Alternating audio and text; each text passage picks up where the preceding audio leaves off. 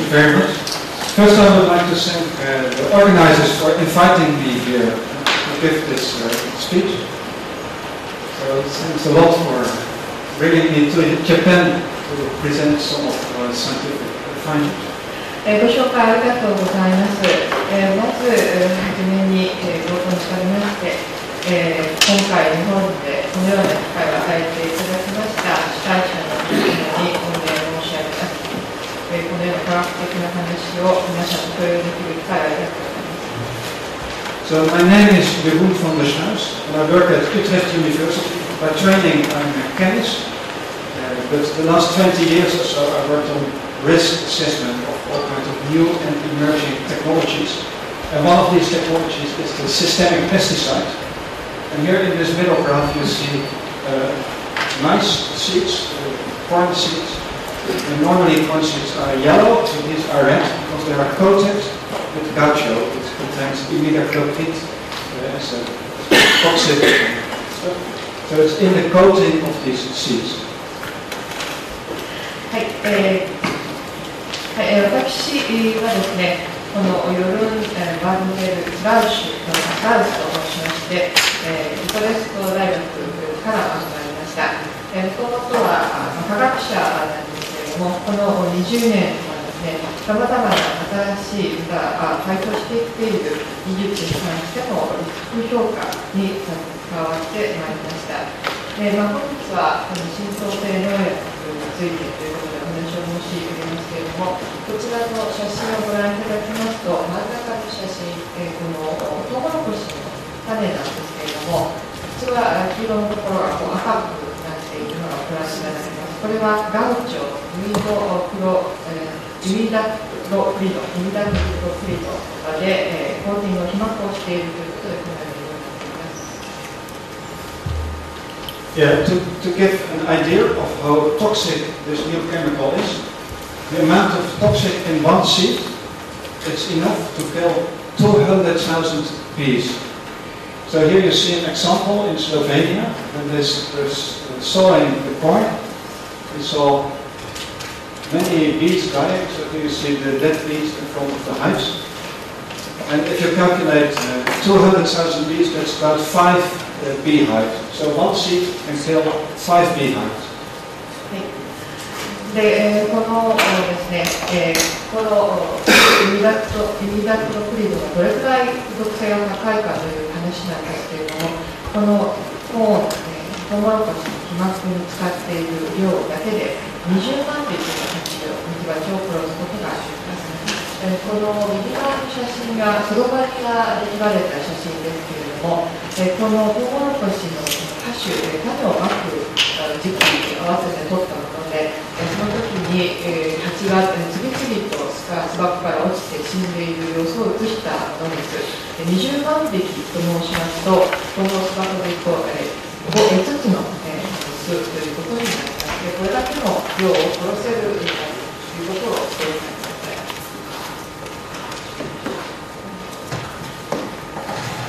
Okay, so the neonicotinoid insecticides are relatively recent, and the first time they were introduced on the market was in the year 1991. Here you see the chemical formula, and you see chlorine. So it's an organochlorine compound. Now it's called systemic, and I will explain what systemic means. Systemic means that it goes into the plant, so it's taken up by the roots, and it makes the plant toxic from the inside. So this is different from the old insecticides, which are only on the outside of the plant, and they are not absorbed. And this is absorbed and makes the plant toxic from the inside. That's why it is called systemic. このシステミック失礼いたしました。この浸透性農薬というのは比較的上市されてから新しい年数が経っていない新しいものなんですけれども、最初に市場に出てきたのが1991年になります。でこちらの真ん中のところに化学式が書いてあるんですけれども、この塩素と CL といって、これはですからこれは有機塩素化合物であるということが分かります。このシステミック浸透するということの意味なんですけれども、これはつまり植物の根から中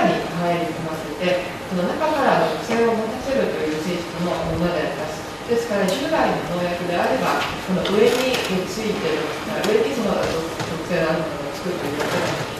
けでしたけれども、そうではなくて中に吸収されてしまうという性質を持っています。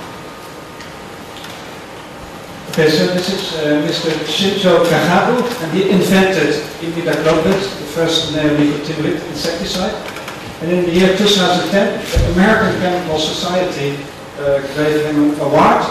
because his invention created a revolution in plant protection, from contact insecticides to systemic insecticide. And in only 20 years, it emerged from what they call from zero to hero, so from no imidacloprid, etc., to 25% of the world insecticide market. So it's the most widely used class of insecticides nowadays, and it has boomed in just 20 years.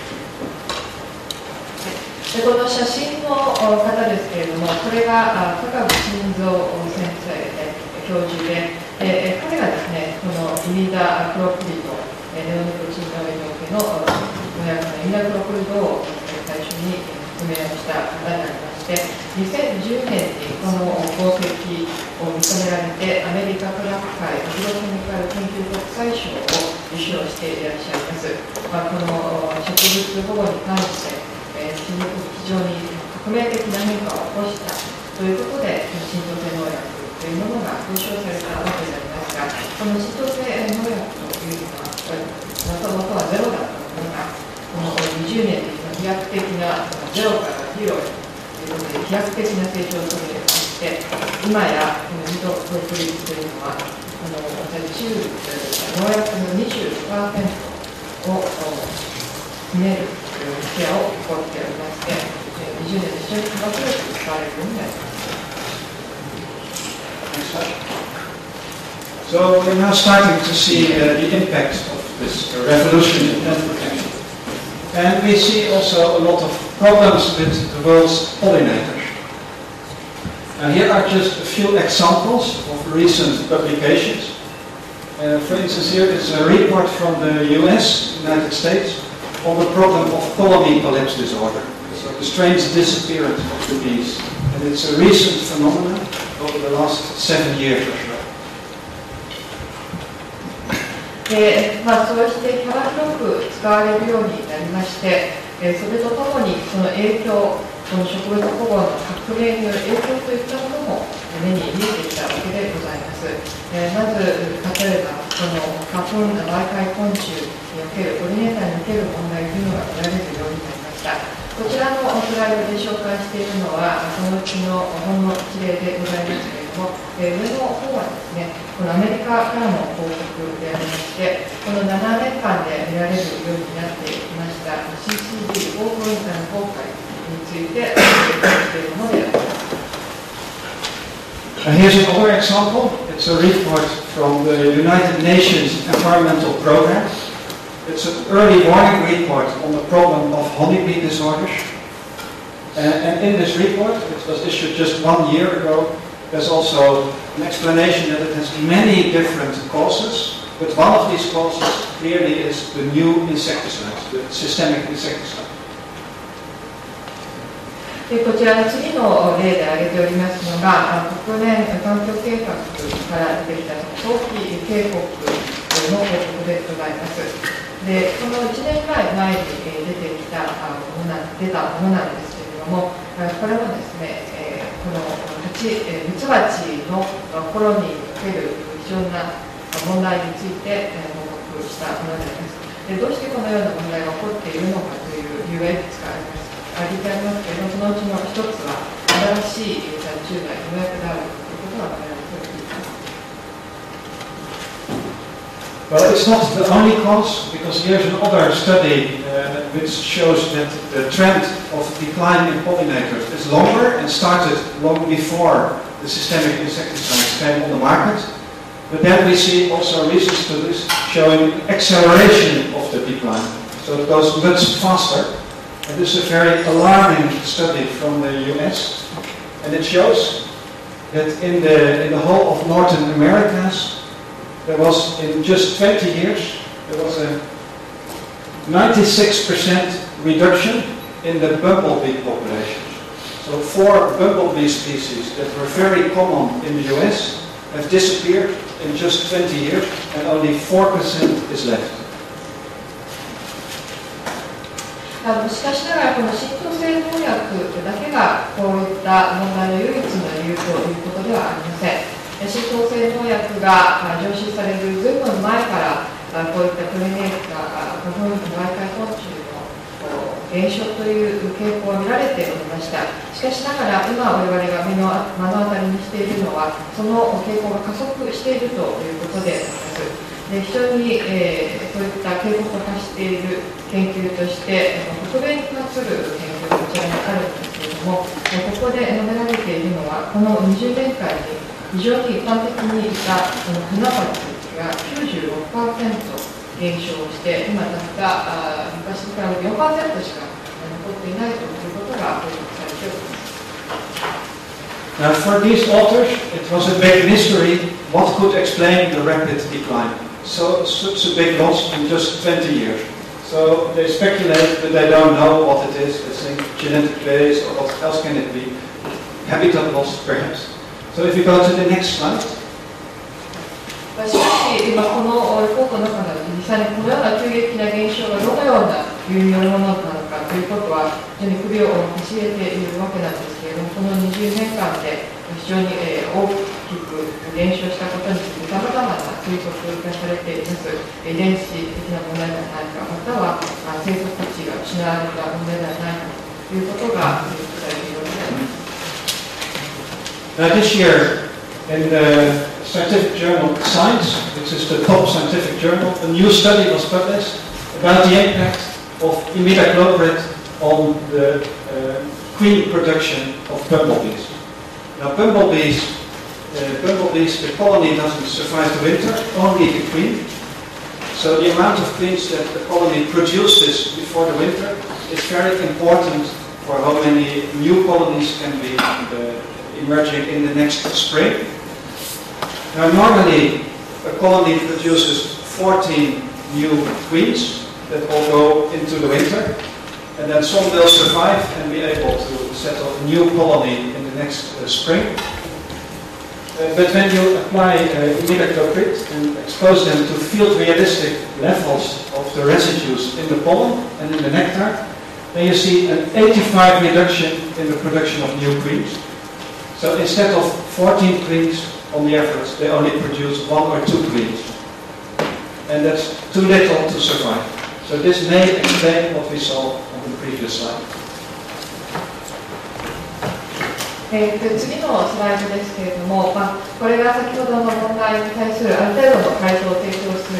報告ではないかと思います。これが非常に有名なサイエンスという科学雑誌に掲載されたものですけれども、このネオニコチノイド系の農薬というのがマルハナバチのコロニーの成長と、それからその女王バチの生産を減らすというタイトルがついております。このマルハナバチというのは、この冬を起こすのは女王バチだけになります。ですから、この女王バチがどれくらいこの冬に向けて生まれてくるかというのは、この次の春にいくつ新しいコロニーが設定できるかという意味において大変重要なことになります。通常、この冬が来ますと、1コロニーあたり14の女王バチというものが生まれて、そのうちの、本当に数匹が生き残って春を迎えて新しいコロニーをスタートするということになります。でこの研究によりますと、このイミダクロプリドを使いまして、処理をした後で、そしてこの実際の自然条件下の同定レベルの質や花粉といった条件を揃えた結果、どのような生存率がどのような状況が起こるかということを観測したものですけれども、その結果、そのコロニーに関しては女王バチの数が 85% 減って14匹ではなくて、1から2匹しか冬において生まれなかったという結果が出ています。So if we look at our pollinators, we have a problem. Here we see that for agriculture, there are some 90 very important crops for human food supply, which together is 1/3 of the world food production. It is critically dependent on the pollination by bees and by all kinds of other animal pollinators, including butterflies, hoverflies, and so on. So the second point is that the pollinator mediated plants, they produce key nutrients for humans. So for some of these nutrients, 100% comes from bee-pollinated crops. And it's for antioxidants, vitamins, etc. この花粉媒介昆虫がいないと大きな問題が出てくるんです。それは農業に対する影響という側面です。実は世界の食料生産の3分の1に達するとあろうと思われます。90の主要な穀物が実はこのような花粉媒介昆虫の受粉に依存しています。それは蜂だけではありません。蝶であるとか、あるいはこのようなものにも含まれるわけなんですけれども、そしてそれが食料生産、さらにはこの主要な栄養素のことを考えてみますと、ほぼ 100% が花粉媒介昆虫が仲立ちをした作物から取られていると。例えば抗酸化物質であったり、水とかそのさまざまな栄養素がそういった形での化石のものに取られています。Agriculture is just one thing, and you can put a number on it, and economists try it, and then you get this type of numbers. But of course, it has more than agriculture. 80%, so that's almost all of the flowering plants on Earth, need pollination by animals. And most of that is done by bees, some by hoverflies, some by butterflies, etc. And from bees, we have 25,000 different species, so it's very rich in biodiversity. If you compare it to mammals, that's only 5,000. So it's 5 times more biodiversity than we have in the mammals. 農業に対する影響がどれほど大きいのかということを、例えばエコノミストの皆さんが計算をすると、ここに出ているようなこういう数字が出てきます。しかし、この影響はやはり農業だけではありません。世界にある開花、花をつける植物の 80% が花粉媒介昆虫による受粉を必要としています。その大半が蜂なわけですけれども、蜂のみでならず、トンボであるとかアブであるとか、こういったものも花粉媒介昆虫として活躍をしていると。そして、この蜂だけを考えてみると、25,000というさまざまな種がいるわけなんですが、これは哺乳類がおよそ5,000の種がいると言われますから、それに比べても非常に生物多様性が豊かであるということがあります。So, systemic insecticides, to summarize the problems of this. So first they are systemic, so there are residues in the plant. And this comes also in the nectar and in the pollen, and that is collected by many insects, including bees. Then it has a very high toxicity to honeybees, but also to other insects. It is very persistent, so it has a very long time that it remains in the environment. And that means also that wild plants can start taking it up in their roots, so it can also make wild plants toxic to insects. And we see if it's decomposed in the plant, or then it's converted to other chemicals that are also neurotoxic. It's a neurotoxin, so it affects the nervous system. I'll explain it later. But the metabolins, the products in which it is degraded, extend the toxicity because they are toxic by themselves.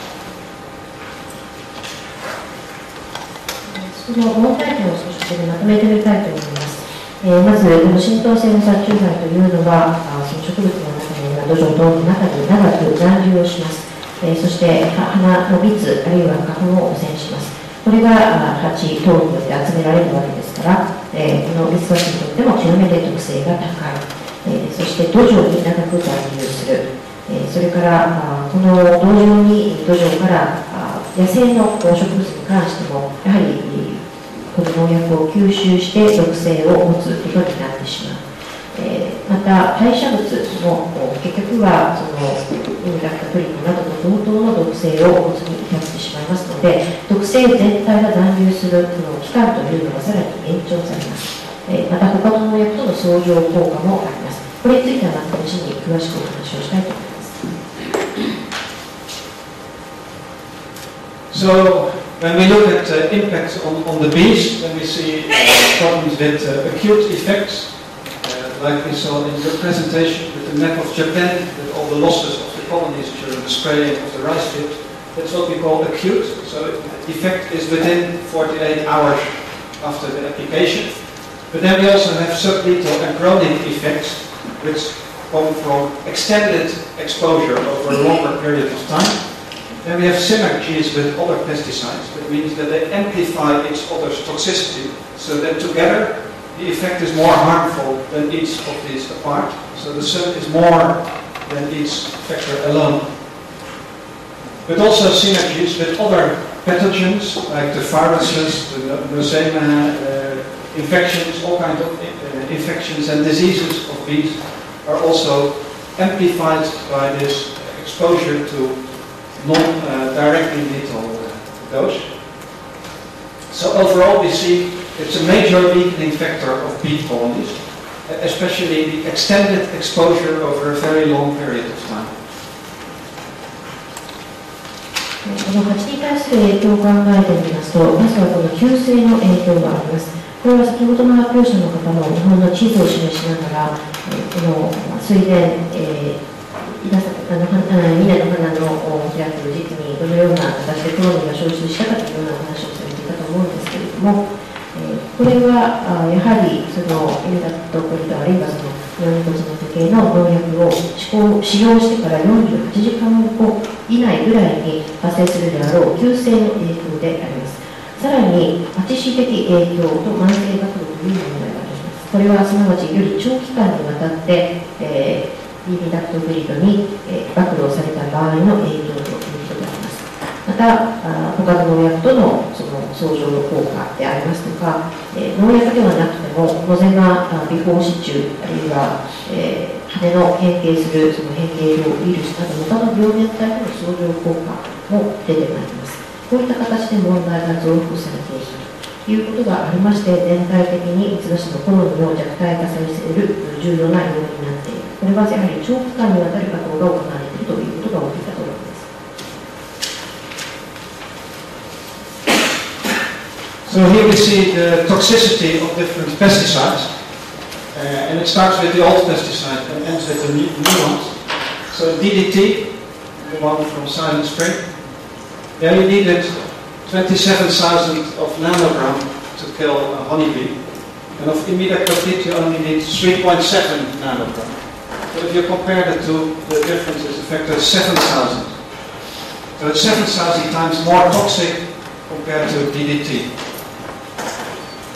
Now here you see the fipronil, which is another class of systemic insecticide. And then we have three of the neonicotinoids, thiamethoxam, clogenidae, and imidacloprid. And all of them are amongst the most toxic chemicals on the market today. こちらの表の方でネオニコチノイド系農薬またその他の農薬の毒性を下表にして示してあります。上から順に古い方の農薬を下に行けば新しい農薬になるわけなんですけれども、一番上、沈黙の春にも継承がなされたこの DDT ですが、これをご覧いただけると一番右からもう一つ、左側に寄ったところにある欄に27000という数字が書いてあります。範囲がナノグラムですので、1匹のミツバチを殺すのに27000ナノグラムの DDT が必要だったということを示しております。でそれを一番新しいイミダクトプリドンを、下の方に下がって見ていただきますと、わずか 3.7 ナノグラムです。したがって、DDT に比べても7000倍の毒性を持つということになります。それ以外にも、失礼しました、ヒプロノルというか、フィロニル、これはネオニコチノイドとは別の系統ではありますけれども、やはり浸透性の農薬、そそれから他にも上司されているネオネコチノイドの農薬、例えばチアトキ酸であるとか、チアメトキ酸であるとか、クロチアルドなどが結構知られる中にされています。Here you see the persistence in terms of how long it takes to degrade half of the amount that you put in the environment. So we call that the half-life time. And here we see for imidacloprid it can be up to 3 years. And here for clothianidine it can be even longer, almost 4 years. So some of these substances have a very long time that they remain in the environment. And if you apply it multiple times per year, then the amount that you put in that year adds to what remains from the previous year. So it goes up and up, so the concentrations go up because of this very long persistence of these substances in the environment. こちらの表では、ネオニコチノイド系農薬の残留性、あるいは断交性について示してあります。この土中領域にネオニコチノイド系農薬がどのぐらいの時間をかけて半減するのか、分解し半減するのか、その半減期を示しておりまして、イビダクトポイントですと、例えばほぼ3年間、クロチアルニンですと、さらに長くてほぼ4年間が半減期になります。このような形で非常に長期間にわたって環境の中に残留をします。したがって年に複数回の使用した場合ですと、前年からのあるいは前回の使用からのネオニコチノイド系の農薬が環境中に残っている、その上に新しく使用された部分が乗ってくるということになりますので、濃度がさらに高濃度になってまいります。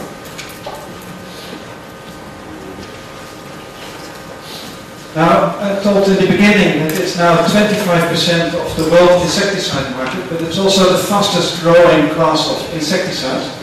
And here we see the top 10 of agrochemicals in the world, and these are figures for the year 2008. And we see number 1 is Monsanto's glyphosate, Roundup, or herbicide, and number 2 is imidacloprid from Bayer Crop Science. So it's the number 2 on the world's agrochemicals. And then number 11 is clothianidine. So it's also very high in the top 100 of agrochemicals worldwide. So it's really used on a very large scale nowadays in more than 120 countries on hundreds and hundreds of different crops. 次に、先ほどですね、世界の殺虫剤の中で、農薬の中で大体、25% のシェアを持つという話をしたわけなんですけれども、そのシェアの大きさのみならず、非常に、急速に成長している農薬だということをお話ししたいと思います。この表には、これ2008年のデータになりますけれども、世界のトップ10、売上トップ10の農薬を掲げました。第1位はこのモンサントの除草剤であるグリフォセート、ラウンドアップになっておりますが、第2位がこのイミダクロプリド、バイオクロプサイエンスの商品になっています。ですから世界でも今2番目に、販売量の多い殺虫剤、農薬になっているわけでありまして、さらに11位にはクロチアニジンもランクインしています。ですからトップ100上位のその100位までということで考えますと、非常にこの上位の方に売れていく農薬ということで食い込んでくるのがネオニコチノイド系の農薬であるということで、世界で使用されている国はほぼ110カ国で、何百という作物に使われている非常に大規模使用の行われている農薬です。Okay, since the patent has expired, everyone can now make imidacloprid, and we see that at present China is the biggest producer, and China produces more than half. And here we see the world total production, which is about 20,000 metric tons per year, which is the global production of just the most widely used neonicotinoid imidacloprid. So we didn't add the other ones yet, but this is only imidacloprid. And if you compare it to DDT, so that had its peak in the year 1959, yeah? And that was 80,000 tons. So So we are only a factor 4 away from the DDT. But we remember that it is 7,000 times more toxic to insects and to bees than DDT. So we can imagine that this starts having impacts on the global ecosystem. If DDT had it with 80,000 tons, then a substance like imidacloprid must have it with 20,000 tons, given that it is so persistent. それからこのイミダクトプリド、失礼しました。イミダクトプリドに関しましては、もうすでに特許が失効しております。したがって、誰にもどのメーカーでも生産が可能な状況になっています。ということで、現状では中国が世界最大の生産国になり、およそイミダクトプリドだけにかけたお話ではありますが、世界の総生産量が2万トンとしますと、それの半分以上を中国が現在生産をしております。ということで、これをかつての農薬である DDT と比べてみますと、1959年時点で約8万トンでした。これがピーク時でした。イミダクロプリドは現在その、およそ4分の1の生産量なわけではありますが、昆虫に対する毒性の高さはその7000倍以上という状況であります。でありますから、この生態系に対する影響ということを考えましても、DDT が8万トンという使用量で及ぼし得た影響に対して、たとえイミダクトプリドが2万トンであっても、非常に暖房性も高く、毒性が高いということもあって、大きな影響があるというふうに考えられます。So the big challenge now is to find out what will be the impact on the global ecosystem. I took this picture from the nice brochure from the Japanese endocrine disruption program, and we're making these educational pictures. So it shows you just what's going on in nature and that everything is connected. So if we kill the dragonfly, then the birds have no food. If we kill the mosquito, then many of the birds will die because they need the mosquitoes to feed the young chicken, etc. So everything is connected, and you cannot just wipe out the insects from this system and think that things can continue. It's an essential layer in the global food web. で、こちらですね、地球の全世界の生態系にどのような課題が突きつけられているかということを、示したスライドなんですけれども、こちらの図はですね、この NPO 大好きに環境保護対策国会国民会議ネットワーク、そちらを作っていらっしゃる非常に素敵なパンフレットがありましたので、そちらから拝借した絵になります。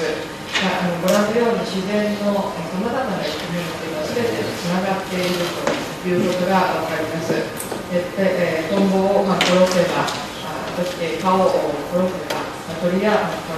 のようにこういうふうに影響が及ぶということを示しています。ですから昆虫だけをいらないから全部処分してしまうということはできないですね。昆虫というのも世界の食物連鎖の中の非常に不可欠な一つのレイヤーであるということを示しています。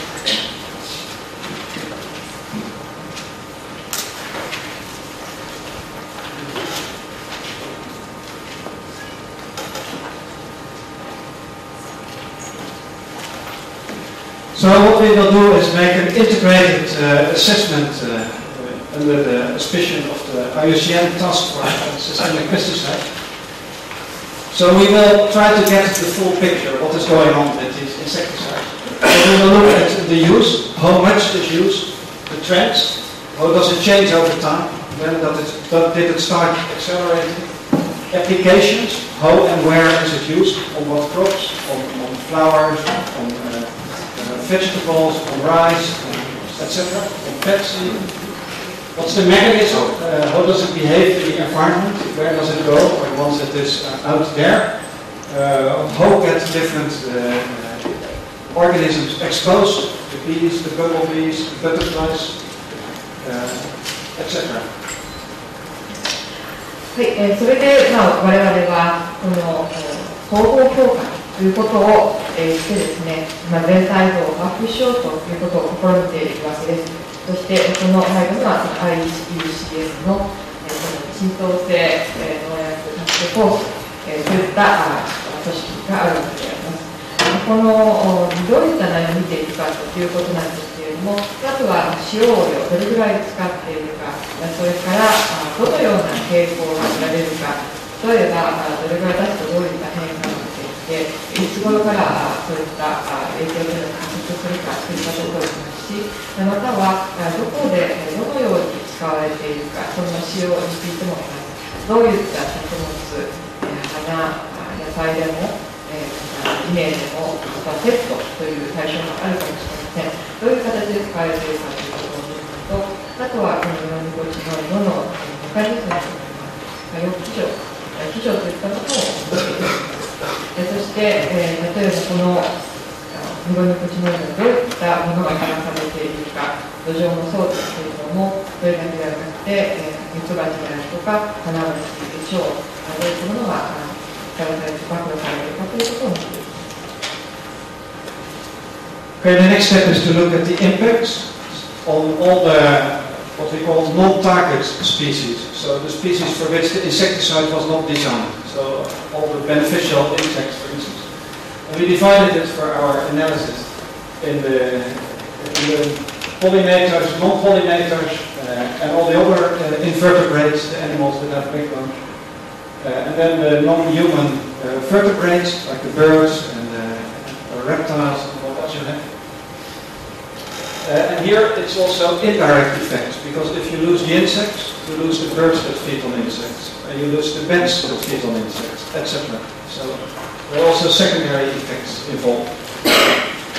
And then in the end we look at what does it mean for the services that ecosystems provide us, pollination for our agriculture, but also for nature. But also very important, the decomposition of organic matter in the soil, because it also affects the earthworms, the amoebae, all kinds of life in the soil. And actually the soil is completely dead after you treat it with neonicotinoids. So it means the organic decomposition stops, and also the mineralization processes by which nutrients become available for plants, it stops. And that means you have to apply artificial fertilizer instead, because nature stops working in the soil. And then some impacts on fisheries, impacts on shellfish, so there are some problems and on the global food web. その次にやりますのが、どういった影響が及ぶかということで、この農薬が対象としていない生物に対してどのような影響が及ぶかということを見ていきます。その分析をする際には、その対象物を分けまして、ポリネーター、花粉、媒介植物とそれ以外といった形で、まずは接触動物を見ていくときにそのような形で、それからその次に無脊椎動物を見まして、その後で人間以外の脊椎動物、つまり鳥や虫類といったものに対する影響というものを見ていきます。それからこの絵が間接的にはどのような影響がこの非ターゲットに及ぶかということを考えるわけであります。例えば昆虫がいなくなればそれを餌にしている鳥に被害が及びますので、そういった関係もあります。その次にエコシステムサービス、生態系が我々に提供してくれるサービスに関しても検討をします。例えばこの受粉に関して言うと、農業的な影響といったものがありますけれども、他にもですね、土壌でこの雪物の分解が起こるか起こらないかということも大きな影響を及ぼす地域があります。例えばこの土の中に水がいなくなってしまうと、例えばこのミノミコチノイドと農薬などで処理した後というのは生き物が一切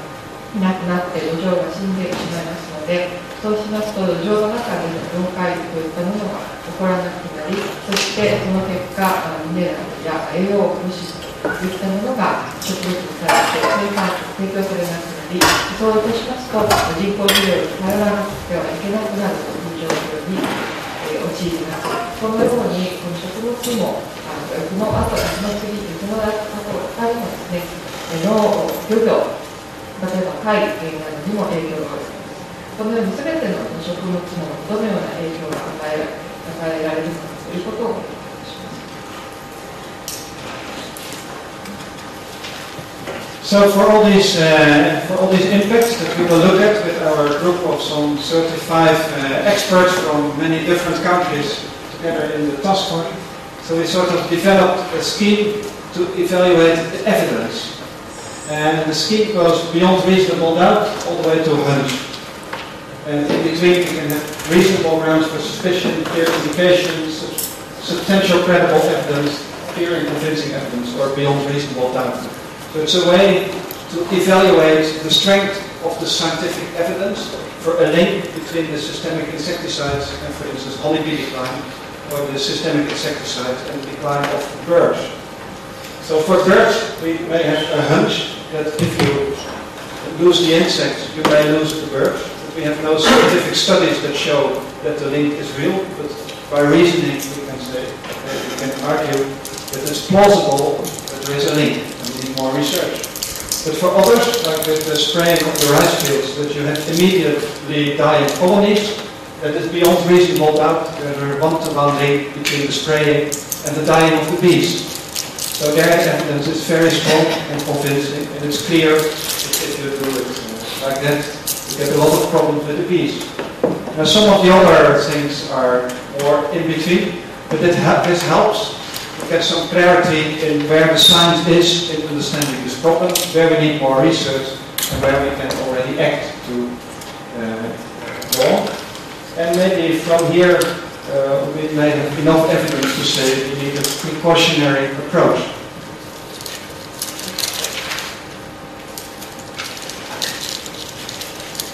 このようにさまざまな側面から我々は影響を評価していきます。そこにはタスクフォースとともに各国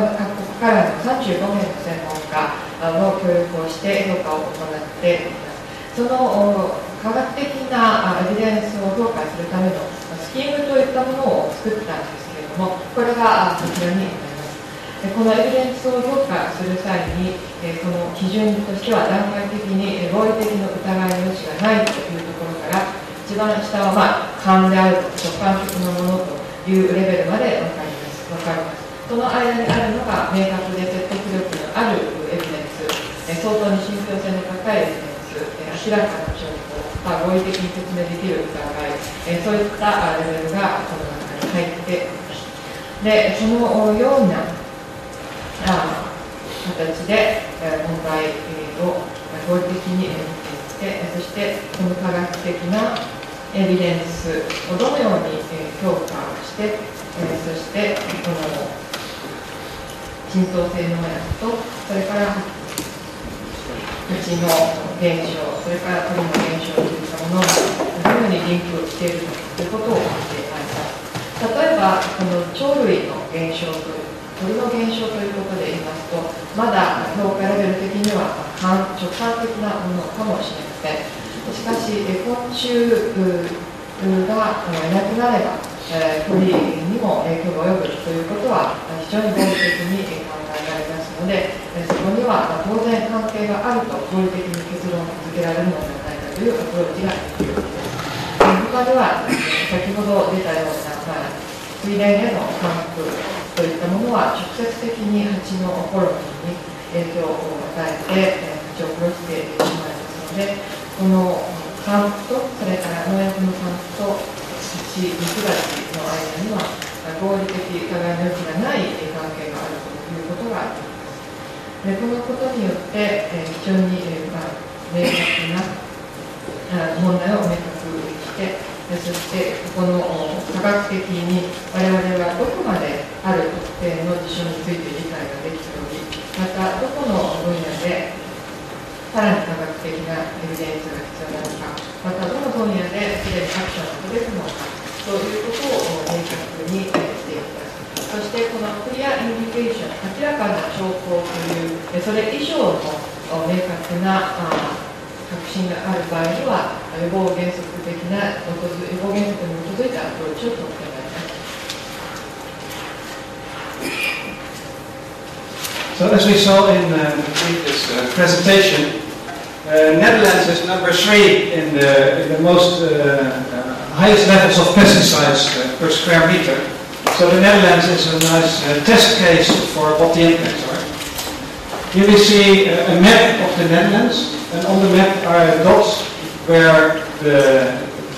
concentration of imidacloprid in the surface water, the pollution, is too high. And the red dots are a violation by a factor 5 or more of the legal standard. And on some places, like the place here near Noordwijkerhout, a small village, it was 25,000 times higher than the legal standard. So the concentration of the water was acute toxic for bees. It was far above the acute toxicity level to bees. So the water was just an insecticide by itself.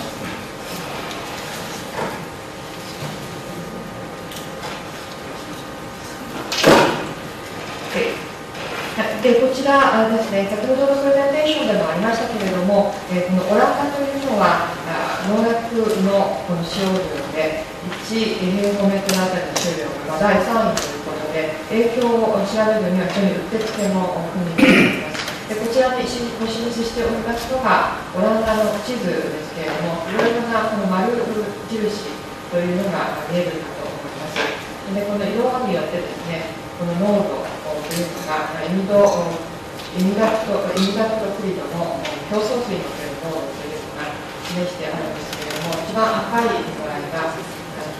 最大許容可能リスクを5倍を超える濃度ということで、大変高くなっておりまして、非常に高いところでは25,000倍、それよりも25,000倍になっているところがありました。そのような水というのは急性中毒をこのすぐに蜂をその場で殺せるぐらいの強力な特性があるということで、この水自体が農薬であると言っても過言ではありません。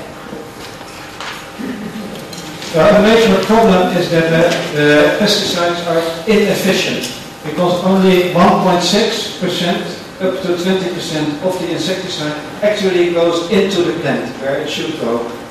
if you want to apply it. So it means that the rest, that's about 99%, or in the best case 80%, goes into the environment. So most of what is applied goes directly into the environment and not in the plant that is supposed to be protected. So it's a very inefficient type of pesticide. The second problem is we use it everywhere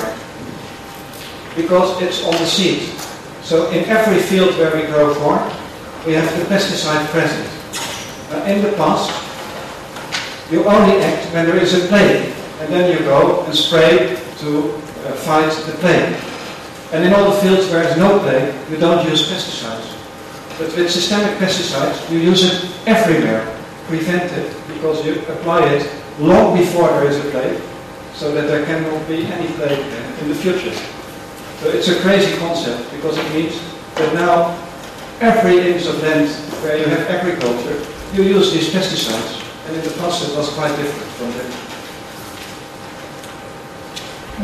この問題点が、この農薬がですね、非常に不十分な正確なものであるということでして、ここにありますように、この使用されたノコトノイドというのが、この作物に吸収される割合というのはわずか 1.6% から最大でも 20% です。これだけしかこの守るべき保護の対象とすべき植物の中に浸透していきませんので、残りは多い場合で 99%、一番うまくいったとしても 80% が直接的に環境に排出されてしまっているということです。そしてもう一つ、このあらゆる場所でいわゆる種子のコート剤として使われているという問題があります。例えばトウモロコシですけれども、これに殺虫剤がその播種の前に使用される。過去であれば何かその作物に病気が出た場合にそれに対処するために使われていたはずの農薬が、この浸透性農薬に関してはあらゆる作物、あらゆる場所でその予防的に将来的に起こるかもしれない病気のために使われるという状況になっています。考え方として、コンセプトとしてはもうほぼ間違っているというか、もう狂っているというふうに言わざるを得ません。問題は農業の中でこのような使われ方が非常に広範にあらゆるところで行われているということです。So the big question is, has this pollution in the Netherlands, has it impact on insects? To find this out, we combined it with another monitoring program from biologists that counted the number of insects in the water at different times and locations. So we combined two data sets for many years and pulled all the data together. So that gave us more than 500,000 data points, where we had a location, the date of measurement, time in the year, and then for each species that was found in the water, the amount that was found, the abundance. So many larvae of dragonflies, so many of mosquitoes, etc. And then we could combine that with the nearby concentration of imidacloprid in the water. But these were not exactly at the same place, so we had to combine the two data sets. We said if the distance was less than 1 kilometer between where the biologist counted the insects and where the water board measured the imidacloprid, then we can combine it. And for time, it took 160 days difference. So if there's less than 160 days between the counting of the insects and the measurement of the imidacloprid, then we combined it. So that gives a combined data set, and we ended up with 18,000, almost 19,000 data points, where we had the imidacloprid concentration and the abundance of all kinds of species. でここで、プロジェクトはですね、こういった形の汚染が昆虫に対してどんな影響を与えているかということです。実は他にも行われているモニタリングのプログラムがありまして、生物学者が実際にその水中でどのぐらいの昆虫がいるかというその数をカウントしているんですね。またその水中の農薬の濃度、こちらの方の計測も続けられています。ということで、これが7年にわたって行われてまいりましたので、この2種類のデータを付き合わせといいますか、組み合わせて分析をするということを行いました。結果的には、60万に近いですね、データ地点でのカウントのそのデータがありました。これ、時間軸、それから種の数、またその各種の、例えばトンボであるとか蚊であるとか、さまざまな種の昆虫が量的に、数的にどのぐらいあるのかというデータが含まれております。また、水質に関して言えば、イミダクロプリドの濃度、水中における濃度がどのくらいなのか、これがまた別のセットのデータとして出ておりました。ただ問題は、この2つの種類のデータが同じ同一の場所で同一の時に捉えたものではないということでしたので、このため、科学者の側では、場所に関してはその昆虫の数をカウントした場所から半径 1km 圏内で得られたイミダクロプリドの濃度のデータであること、また時間軸的には、昆虫の数のカウントの時点から160日の誤差以内のイミダクロプリドの濃度のデータであること、この2つを合わせまして、虫の数とそれからイミダクロプリドの濃度、このデータを突き合わせて検証いたしました。その結果、およそ2万近い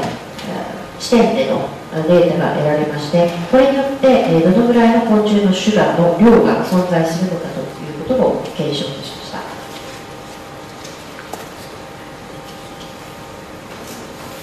So when we analyzed the data, we found tremendous impacts on the amount of life in the water. So if we took all the species together, then we saw a very significant reduction of the amount of life in the water. And it went up to 70% reduction or more. And we see it for the different species groups. So for those groups where we had enough data to make a statistical significant test, we did it. And therefore we had to group these species together in orders. So we had, for instance, the true flies, the mayflies, the crustaceans, the dragonflies, and the damselflies, or the snails. And for all of these species, there was a tremendous impact on the amount that you find in the water. So you find much more in clean water than in the imidacloprid polluted water. There was one order, this was very strange, where we see more, so the more pollution, the more of the species you find, and these are the mites and the spiders. So apparently imidacloprid promotes or has an advantage for mites and spiders somehow. There have been other studies that showed that mites produce more eggs when you expose them to low levels of imidacloprid. And in Canada, we know the outbreak of the spider mites when they started using imidacloprid in the forest. It gave an immediate outbreak of the spider mite, which is from the same order. So we see consistent data from many studies showing that mites seem to have advantage from imidacloprid, and all the other species have a disadvantage. And these are all species that have at least one aquatic stage, because you find them in the water. So one of the larvae lives in the water, or the insect itself lives in the water. そしてそのどのぐらいの影響があったかなんですけれども、結果的にはこの水生生物に対して大きな影響があったということが分かりました。すべての種を合わせてみても、このオミダクリッドフリードで汚染された水系に関しては、その生物の数が大幅に減少しており、およそ 70% を超える幅での減少が見られます。それぞれの種別にその有利な影響があったかということになりますと、統計上有利なほどのサンプル数が得られておりませんので、目別に見てみますと、このような形で、ハエであるとかカゲロウ国、それから東北国、東方国、あるいは片瀬国の基盤類、こういったものに関しては、水中のイミダクトフリードの汚染によって大きな影響が生じているということが言えます。ただ、おかしなことに、一つだけ、このイミダクトフリードによる汚染の濃度が高く、汚染が進んでいればいるほど、個体数、その量が増えたという種類がありました。それがケダニ類、クモでありまして、どうもこのケダニやクモというのは、イミダクトフリードの水中濃度が高まれば高まるほど、それを有利な濃度に変わっていくものらしいものであるということが判明しました。実際、その低濃度のイミダクトフリードを使用したカナダの森林の事例なんですけれども、このクモが大量発生、ハダニが大量発生をしたという事例が出て報告されております。したがって、そのどの種に属するかによりまして、有利であるか不利であるかが差が出てくると、有利な差が出てくるということが分かりました。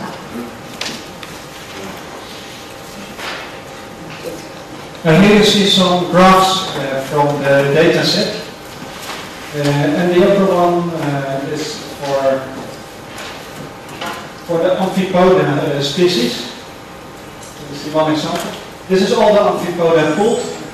What you see here is a logarithmic scale, so this is the imidacloprid concentration. So here we have 1 nanogram per liter, 10, 100, and here 1,000, 10,000. So that's the scale. So it goes up to the factor 10 in each step. And the same for the number of species. So here it's 1 species, here 10, 100, 1,000, and 10,000. And you see that water that is very alive, where you find thousands or 10,000s of little animals, that's only the clean water. So up to 10 nanogram or so. There you find more than thousands of animals, of insects. It's done with a net. You take a net in the water, and you do 5 meters in the water, and you count what's in the net. So that's the standardized way of measuring. So then you only in the clean water you find a lot of life, and the more pollution there is, you see, it never comes above 50 years. So 25 maybe, but never 10,000 of species. So it's almost dead. And here's the mite, and for the mite we see here even several thousands of mites, more than nanogram per liter, so it's almost a microgram per liter. So the mice seem to benefit. 先ほどのその分析した数値をこのような形でグラフで表示してあります。このグラフの見方なんですけれども、対数表記になっておりますので、縦軸、これ例えば0であれば1、その上の 1.00 ということが10、その 2.00 であれば100、3.00 は1000、そして一番上の 4.00 であれば1万というその種の量が、あるいは数がいたということを示しています。右側で、Y 軸の方、横軸の方はミダクロプリードの量、濃度になります。したがってここから読み取れるのは、例えばこの一番左上の図を見て、グラフを見ていただければいいんですけれども、水中、その水質がきれいな場合、きれいな水の中には1万を超える数のその水生の昆虫がいたと。しかし、それのイミダクロプリンの濃度はせいぜい 1.00 ナノグラムまでのことでありまして、それ以下、水が汚染されてくればくるほど、例えば量として10割かもしれない、また最大に1000ぐらいまでは出てくるかもしれないけれども、2万5000というレベルには決して到達しないという状況です。ちなみにこの水生生物のカウントの方法なんですけれども、実際に水中にその網をくぐらせまして、そこにかかってきたもの、ネットのその網目から外に出ないくらいの大きさのもの、がこれだけのカウント数があったという、そういうことを標準の計測方法として用いております。そしてこの右下の方のグラフが、これがいわゆるダニの数でありまして、ここだけは汚染が進むほどに逆にその数が増えているということで、やはりこのベンザミ等はこのミダクリドの濃度、高い濃度したち汚染を有利な状況として利用しているということが言えます。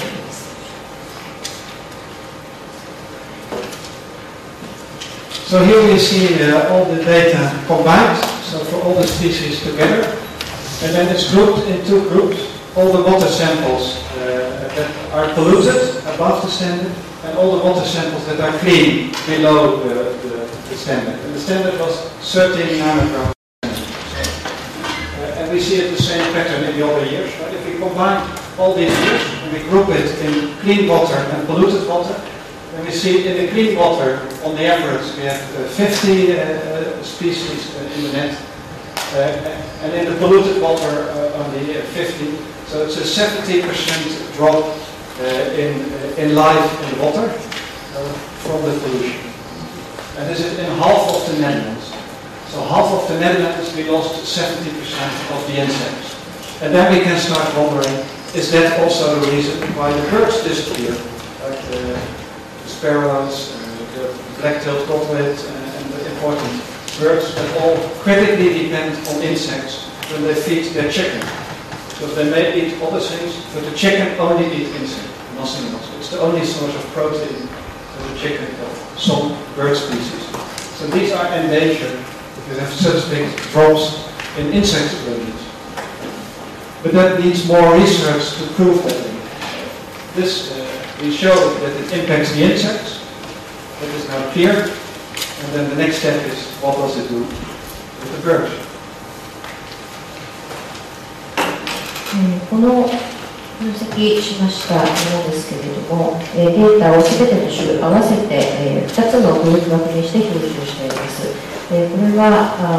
その各種の水質の基準があるわけなんですけれども、それを下回る、または上回る表層水における有楽という濃度、これで2つのグループに分けました。この標準値というのが、オランダでは1リットルあたり13ナノグラムなんですが、それを超えていれば汚染されている、それを下回ればクリーンであるということであります。例えばこちらの表の方を見ていただくと、これ2007年の数字ですけれども、1000箇所のサンプルを集めまして、最大濃度5万4000と、13ナノグラムに対して5万4000ですから、かなり濃度が高いということが言えると思います。収容時に関しても、やはりこの基準値を上回っていました。このような形で、よりクリーンな、きれいな水と、それから汚染された水ということで、2つのグループ分けにいたしまして、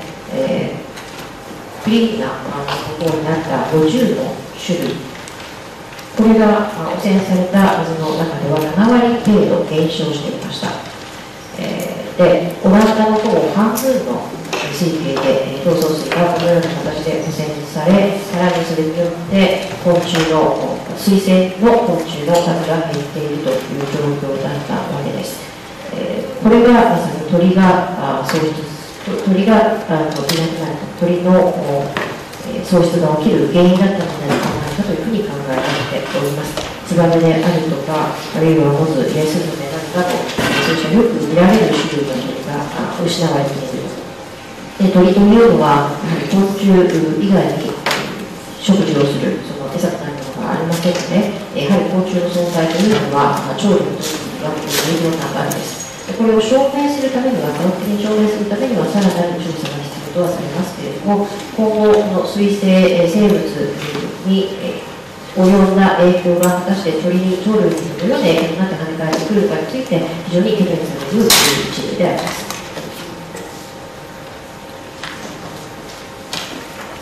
Okay, I have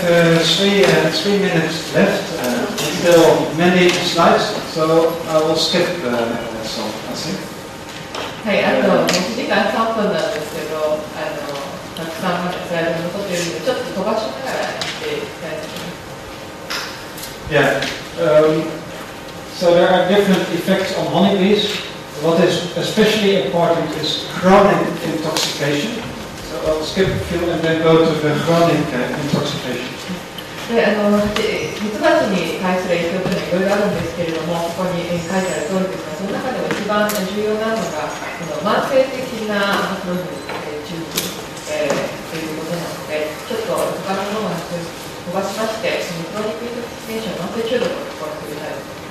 ます。So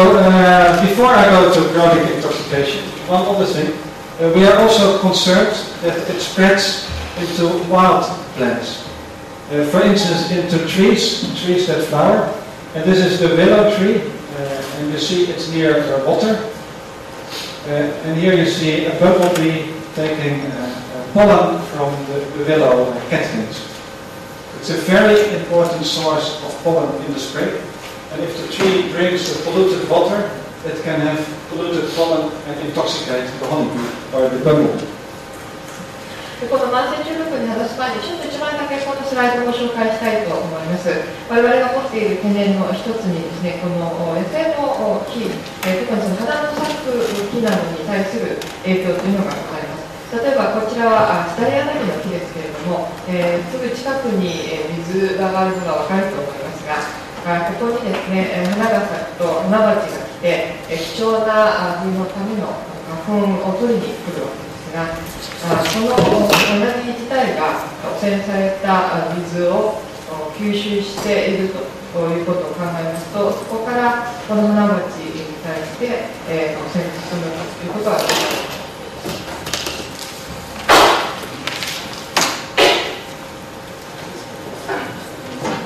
So we took some samples and we are measuring them. はい、これを検証するためにいくつかサンプリングをしたということを先ほど最後の地図は示しています。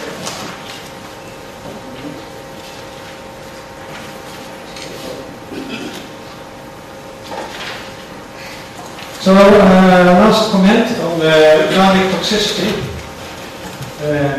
Here we see an experiment with bumblebees. And the new idea is for chronic toxicity that you look at the time it takes to mortality if you expose them to a given concentration. So you give a concentration for an extended period of time, and then you measure how long it takes to kill them with that concentration in the pollen or in the nectar. So the experiment started with a high concentration, 200 parts per million in the pollen. And then it was maybe in the nectar, and it's 100% mortality, so the whole colony died in a few hours.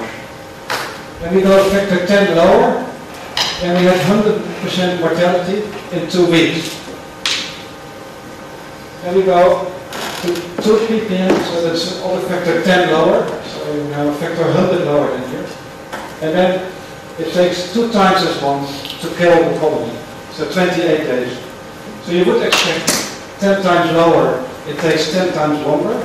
No, it only takes 2 times longer. So the toxicity is amplified by the time of exposure. So the longer you expose, the less total poison you need to kill the colony. So it goes down in very low concentrations. We are here thousands of times lower, then we still have mortality, but then in 77 days. So this is a very important concept to understand. This one came with a no observed effect concentration for reproduction of 2.5 parts per billion, but recently a new study from Exeter University showed 0.8 parts per billion as a concentration that reduced the reproduction, the queen production. So that is extremely low, and it's higher than what you find in the application, in the field. この慢性毒性について、こちらはヒナバチに実験をした例でございます。この新しいこのアプローチといたしましては、この致死に至るまでの時間がある特定の濃度に対してどれぐらいあるかということを見るということなんですけれども、こちらを見ていただきますと、例えばこの花粉やまたは花の蜜の中にどれぐらいの農薬があれば、どれぐらいの致死時間、致死率があるのかというのを示しています。まず最初に濃度が高いものから 200ppm であれば、もう数時間で 100% 死に至るということが分かっております。それで、これがですね、この次は10分の1の 20ppm であれば、これも 100% の致死に至るものですけれども、この時間が14日というふうになっています。そして、この次がこの10分の第10分の1の 2ppm ですが、これは28日で 100% 死に至るということになっています。これでここまででご覧いただいて分かるのはですね、この 20ppm と 2ppm というのは量的には10分の1なんですけれども、死に至るまでの時間というのは14日と28日ということで、たった2倍の時間しか必要ないということで、10倍必要ないということが分かります。つまり、このバック時間が長ければ長いほど、トータルで必要なこの農薬の量というのが少なくて死になるということなんですね。そしてこれをさらに下げていきまして、0.2ppm で49日で 100% 致死で、20ppb であれば 15% の致死で77日ということで、これぐらいつってもまだ死亡するということが分かっています。で、この重要なこういった考え方というのは非常に重要なコンセプトだと思います。で、こちらの一番下のところですね、NOEC 最大影響濃度ということで、これがその繁殖に影響のない濃度ということで 2.5ppb 未満というふうに示してありますけれども、エクセター大学の研究で 0.8ppb の濃度であっても、この女王蜂の女王蜂の適正食繁殖に対して影響があるということが分かっておりまして、これは極めて非常に低い数字であると、低い濃度でも特性があるということが分かってい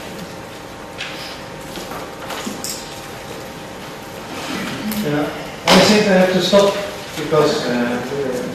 out of time. But so the winter bees, they live 200 days or more. So if you extrapolate how low the concentration is by which you can kill bees in 200 days, it's picograms or lower. So you're no longer talking nanograms, but picograms or even lower. 蜂というのはですね、大体200日きるわけですね。ですから先ほどの日数で示しましたけれども、200日暴露をする期間があるというふうに考えますと、果たしてどれぐらいの濃度で、この知識に至らすかというと考えますと、もうナノグラム単位ではなくてピコグラム、それぐらいの濃度でも市民に至らすべきはある。Okay, I'm afraid my time is over, so I will stop here. But those who are interested, I can explain later why it works this way. 時間が残念ながらなくなってしまいましたので、ここで私の発表は、終わりとしたいと思いますが、まずどうしてこのようなことが起こるのかということをもう少し興味がある方はお話しして